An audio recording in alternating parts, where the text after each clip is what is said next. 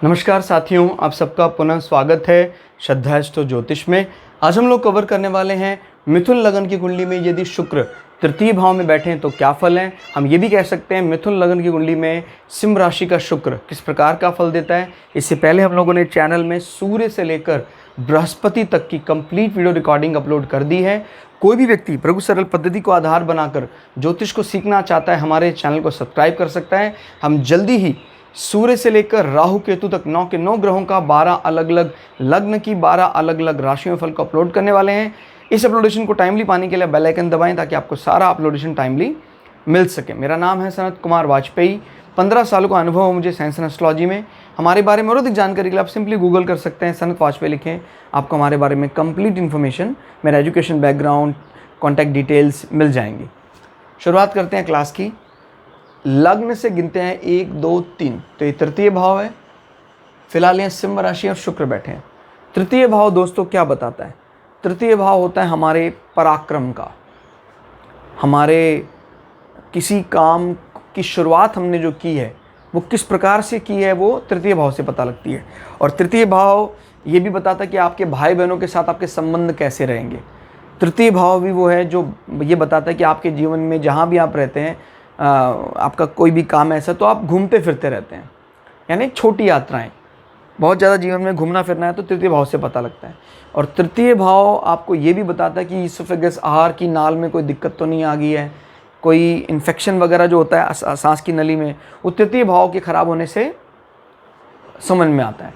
काल पुरुष की कुंडली में तृतीय भाव क्योंकि यहाँ पर पड़ती है मिथुन राशि, तो अगर कोई भी तृतीय भाव में समस्या दिखाई देती है तो उसकी पुष्टि करने के लिए आपको मिथुन राशि को भी उसी रूप में देखना है। जैसे मान लीजिए यहाँ पर एक भाव खराब हो रहा है, तो अगर ये भाव भी खराब है तो ये तय हो गया कि इस व्यक्ति का ईसोफेगस आहार नाल में कुछ समस्याएं आ सकती हैं। ये आपको सभी के लिए रखना, याद रखिएगा। मेष लगन की स्टडी इतनी ज़्यादा ज़रूरी है। आप कोई भी लग्न पढ़ो वहाँ पर मेष लगन की स्टडी यानी काल पुरुष की कुंडली का कंपैरिजन आपको लगाना ही पड़ेगा। वजह से मेष लग्न में आपका 12 नंबर आता है मीन राशि। तो अब अगर मान लीजिए हम मिथुन लग्न में बात कर रहे हैं तो यहाँ अगर आपको व्यय देख रहे हैं बहुत ज़्यादा खराब स्थिति में दिखाई दे रहा है, मान लीजिए 12वां भाव, तो इस चीज़ को आपको मीन राशि से भी कंफर्म करना पड़ेगा। अगर इसकी भी स्थिति खराब है तो हम कह सकते हैं भाई इसका व्यय भाव खराब है और उसके पैरों में भी कोई दिक्कत होगी, फुट में, यहाँ और यहाँ दोनों को मिलाकर देखना है। क्लियर हो गया? तृतीय भाव हमारी कनेक्टिविटी, फॉर्मल एजुकेशन को भी बताता है। कोई व्यक्ति डिजिटल मीडिया में कितना सक्सेसफुल रहेगा, तृतीय भाव की मजबूती से आता है। अभी यहाँ पर कौन सी राशि पड़ रही है? सिंह राशि। सिंह राशि आपको पता है सभी राशियों की राजा मानी जाती है। हालांकि बड़ी शुष्क राशि मानी जाती है, ज़्यादा कोई मतलब केयरिंग करना, ये सब समझाना, ये सब इसके बस का नहीं है। तो ये लोग अपनी वाणी को लेकर थोड़े किंगली, रॉयल, डोमिनेटिंग इस प्रकार के व्यवहार करते हैं। अगर सूर्य की स्थिति अच्छी है तो इतना होने के बाद भी लोग आपकी वाणी को स्वीकार करते हैं। लेकिन सूर्य की स्थिति खराब है तो लोग कहते हैं यार ये तो बहुत ज़्यादा अहंकारी जान पड़ता है, दिखावा जीवन में ज़्यादा करता है, ऐसा लोग मानने लग जाते हैं। और यहाँ पर शुक्र का बैठना उस चीज़ को पोलाइट करने का काम जरूर करेगा, लेकिन वो पोलाइटनेस काम नहीं आने वाली। बेस कौन दे रहा है? सूर्य। उस सूर्य के बेस में शुक्र अपने चीज़ों को बनाए रखने का काम करेंगे। तो अगर ऐसी स्थिति बनती है, या कह सकते हैं शुक्र एक प्रकार से स्वस्थ नहीं है, पीड़ित दिखाई देते हैं, इस कंडीशन में आपका तीसरा भाव यानी आपके छोटे भाई बहनों के साथ संबंध तो तल्ख होंगे ही होंगे। शुक्र के पीड़ित होने पर आपका पार्टनर भी परेशान होगा और उसकी परेशानी का मुख्य कारण आपके भाई बहन हो सकते हैं। क्लियर हो गया? हालांकि फिलहाल इस कुंडली में पार्टनर का जो नंबर आ रहा है वो 9 नंबर धनु, उसका स्वामी कौन? बृहस्पति। लेकिन फिर भी कारकत्व के पास काफ़ी ज़्यादा बल रिजर्व्ड रहता है। क्लियर? जैसे किसी की कुंडली में हमने देखा भाई बृहस्पति की स्थिति अच्छी नहीं आ रही है लेकिन शुक्र की स्थिति बहुत अच्छी है, तो हम कह सकते हैं इसको रति सुख जल्दी मिल जाएगा, यानी विवाह जल्दी हो सकता है। अगर आप सीधा कहते हैं भाई 7वें भाव का मालिक तो कमज़ोर है तो विवाह जल्दी नहीं होगा, ऐसा नहीं है। शुक्र के बल को भी टटोलना ज़रूरी है। और फिलहाल शुक्र यहाँ कमज़ोर अवस्था में है, तो भाई बहनों से संबंध कमज़ोर रहेंगे, ठीक नहीं रहेंगे। और अग्नि और वाटर, इस प्रकार की कोई दिक्कतें आपके गले में आ सकती हैं। भाई जैसे आपका नेचर कुछ ऐसा होगा या काम इस प्रकार का होता हो कि भाई आप बार बार ज़्यादा बोल कर पानी पी लेते हो, जिससे गला ख़राब हो जाता है। क्लियर हो गया? क्योंकि ये आपके फॉर्मल कम्युनिकेशन की बात करता है। फिर हम देखते हैं शुक्र यहाँ बैठकर किसको रिप्रेजेंट कर रहे हैं? आपके एजुकेशन को।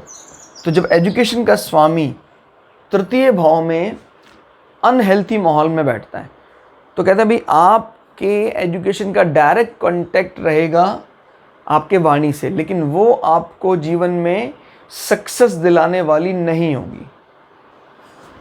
क्लियर हो गया? तो इस कंडीशन में हम क्या करते हैं फिर?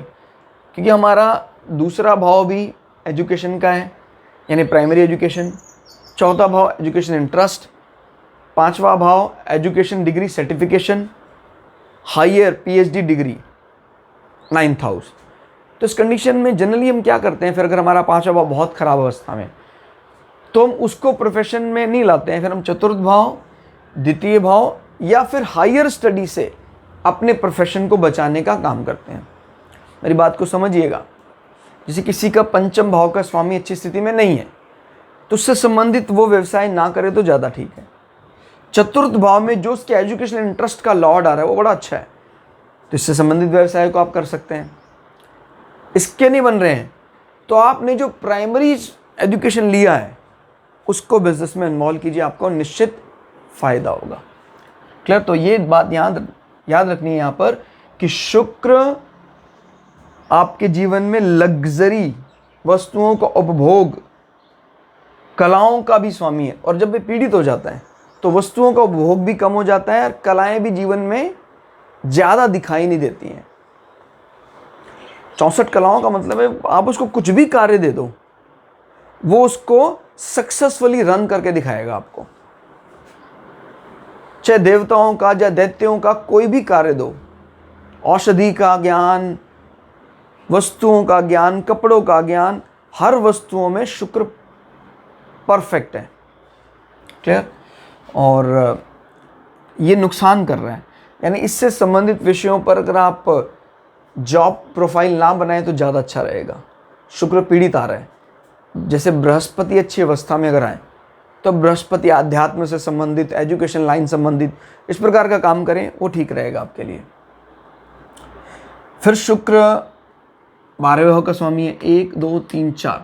12वें भाव का स्वामी जब आपके भाई बहनों के यहाँ पड़ता है, यानी आपके व्यय के लिए कौन जिम्मेदार है? आपका 3rd हाउस इज योर। आपकी छोटी यात्राएं बहुत खर्चीली होती हैं, जो व्यय बढ़ाने वाली होती हैं। भाई बहनों पर किया गया खर्चा व्यय बढ़ाने वाला होगा, जो ज़्यादा अच्छे रिजल्ट नहीं देगा। वो भी परेशान रहेंगे, व्यय तो बढ़ेगा। क्लियर? फिर हम ये भी देख रहे हैं यहाँ से कि आपके कारण फॉरेन लैंड में की गई इन्वेस्टमेंट आपके छोटे भाई बहनों को भी व्यवधान में इन्वॉल्व कर सकती है, उस दिक्कत में उनको लपेट सकती है, इन्वॉल्व कर सकती है। शुक्र यहाँ बैठकर अपनी 7वीं दृष्टि से 9वें भाव को देख रहे हैं, तो ये बताता है कि आपके पिता के साथ संबंधों को बनाए रखने में आपके भाई बहन इनिशिएटिव लेंगे, लेकिन वो बहुत ज़्यादा कारगर नहीं काम करेगा। क्लियर होगा? क्योंकि शुक्र अभी अनहेल्थी अवस्था में है। शुष्क राशि है एकदम, सिंह राशि। मतलब चलो ठीक है, लॉर्ड नहीं पसंद है इनको, राशि पसंद होती। ये राशि ऐसी है जो बिल्कुल मैच करती है सूर्य के साथ। तो शुक्र यहाँ पर बड़े ज़्यादा अपने जो रस है इनके जीवन के, उन रसों से रिक्त पाते हैं अपने आप को। तो दुखी आदमी ट्रांसमिट भी क्या करने लग जाता है? फिर दुख को ट्रांसमिट करने लग जाता है। पिता से बनाने का प्रयास ज़रूर करेंगे, लेकिन क्योंकि ताकत नहीं है शुक्र में, वो ताकत ना होने के कारण बेकार जाएगा प्रयास। क्लियर हो गया। लेकिन ये एक बात है कि भाई आपके छोटे भाई बहन पिता से ज़रूर संवाद करते हैं कि संबंध बने रहे। हाँ, शनि की स्थिति अगर अच्छी है तो पिता आपके जीवन में एक महत्वपूर्ण भूमिका निभाएंगे और आपके जीवन में काफ़ी कुछ आपको फ़ायदा देकर जाएंगे। बहुत ज़्यादा अच्छा इसलिए नहीं कह रहा क्योंकि अष्टम भाव का दोष भी लग रहा है शनि को। क्लियर हो गया। तो वो ध्यान रखना है, शनि की मजबूती होने से जीवन में आपको लग सकता है भाग्यवान, भाग्य का सहारा, लेकिन शुक्र की दृष्टि बताती है कि आपके छोटे भाई बहन जब कभी भी पिता के साथ संवाद करते हैं तो वो संवाद आपके रिश्ते बिगाड़ने का काम करता है। क्लियर हो गया। फिर हमने इस भाव के बारे में भी अपने से कितना है वो देखना है। तो यहाँ से 7, 8, 9, 10, 11 कभी भी संतान पक्ष, संतान से संबंधित इच्छा पूर्ति, तो जिस भी जातक की कुंडली है उसकी संतानों की इच्छा पूर्ति के लिए ये प्लेसमेंट ज़्यादा अच्छा नहीं है। मैं दोबारा बता रहा हूँ, बशर्ते कि सूर्य की स्थिति अगर अच्छी है तो फिर इसका फ़ायदा मिलेगा। लेकिन अब ये डिपेंडेंट है, ये शुक्र किसी और पर डिपेंडेंट है। अगर सूर्य की स्थिति अच्छी है तो इसने इस भाव को तो मजबूती दे दी, लेकिन जो एड ऑन बन रहा था इस भाव का वो एड ऑन खराब कर दिया। ठीक है। तो कुल मिला के हम ज़्यादा अच्छी स्थिति नहीं कह सकते तृतीय भाव में, क्योंकि इस राशि का स्ट्रक्चर इस शुक्र के स्वभाव से एकदम अलग है। तो दोस्तों आज की इस क्लास में इतना ही। क्लास आपको कैसी लगी कमेंट करके ज़रूर बताइएगा। मिलते हैं अगली क्लास में, तब तक के लिए जय श्री भृगु पराशरा, जय श्री शुक्राचार्य, नमस्कार।